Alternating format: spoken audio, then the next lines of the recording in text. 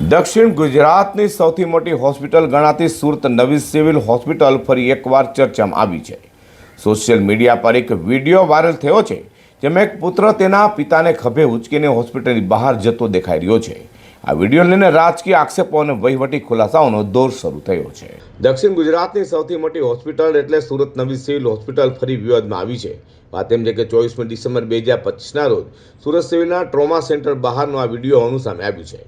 મોહન નામનો યુવાન તેના પિતા કિશન પ્રધાને સારવાર માટે સિવિલ આવ્યો હતો। વિડીયોમાં જોઈ શકાય કે મોહન પિતાને ખભે ઉચકીને ચાલી રહ્યો છે અને તેના શ્વાસ ફૂટી રહ્યા છે। જ્યારે પિતાનો ભાર ન ઝેલાયો ત્યારે અન્ય સગાની મદદથી તેમને ટીંગાટોળી કરીને લઈ જવામાં આવ્યા હતા। આ દરમિયાન પુત્રે આક્ષેપ કર્યો હતો કે નવી સિવિલમાં કોઈ પૂછતું નથી, એટલે અમારે પિતાની અન્ય હોસ્પિટલ લઈ જવા પડે છે।